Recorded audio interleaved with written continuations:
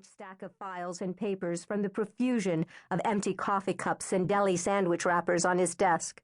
"Spare time reading. You'll find it interesting. Take your time. You know who we're dealing with, so, be careful.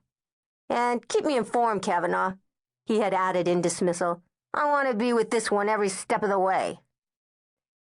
Cavanaugh had been flattered at being given the job, then excited when its scope opened before him. It seemed that he hadn't been the only one keeping tabs on the Whytes and Warrens over the years. Ryan's file was far more complete than his own. It went back more than 50 years, documenting the rise of the two families to prominence. Through newspaper clippings, magazine articles, miscellaneous notations, and internal memoranda, it told of shrewd business moves, political ambitions, the attainment of power.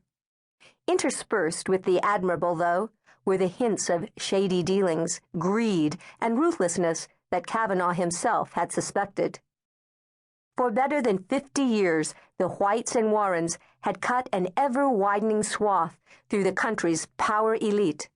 Inevitably, enemies had been made along the way.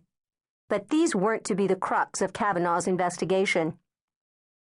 Cavanaugh was intrigued by the idea that dissension within the families might have led to the deliberate silencing of two of their number. His fantasies held it to be the ultimate in poetic justice if the Whytes and Warrens were to be caught in a deadly web of their own making. Now, looking down at the funeral gathering as the public would later see it on television, Cavanaugh knew that any internal deceit would be, indeed was, well hidden. Sorrow hung as heavy in the air as the heat. Treason seemed unthinkable in a group that bore its grief the way these two families did. Blood boundaries indistinguishable, they stood clustered around the twin gravesites. A Whyte clung to a Warren. Two Warrens flanked another Whyte. Belying the antagonism Ryan had mentioned, they were a tight-knit group, as on the surface they had been for more years than Cavanaugh had been alive. That, perhaps, was part of their mystique. But it was Cavanaugh's job to see through the illusions to reality, to separate and analyze each Whyte and Warren in search of the weak link that John Ryan, for one, believed existed. It would be tough.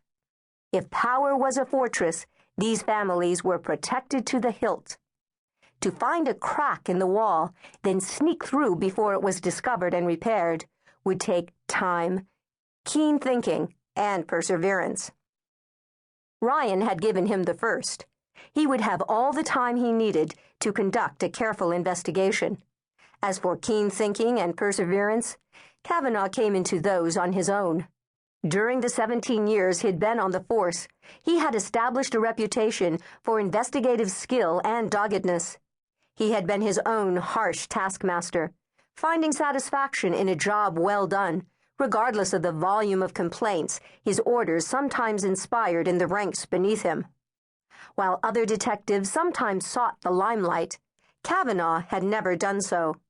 He believed John Ryan had given him this prestigious job for precisely that reason. While they both knew that success would clinch Cavanaugh's future in the upper echelon of the department, they likewise knew that there would be no grandstanding along the way. Notwithstanding the personal vengeance Cavanaugh sought, and he had no way of knowing whether Ryan was aware of it, the Whyte-Warren investigation would be run in the same plodding, professional manner in which he had run every other investigation he had conducted. Mindful that the investigation was now underway, Cavanaugh raised the camera that had hung by his side and trained the telephoto lens on the mourners. He moved from one face to the next, studying and identifying those present. If the heat wilted many of the assembled crowd, the immediate family members seemed impervious to it, sheltered as they appeared to be under a canopy of sorrow. The occasional handkerchief dabbed at a tear, but for the most part the faces were still and pale. Tripping the shutter of his camera, Cavanaugh captured the tableau, segment by segment, on film. Standing at the center of the group were the senior generation.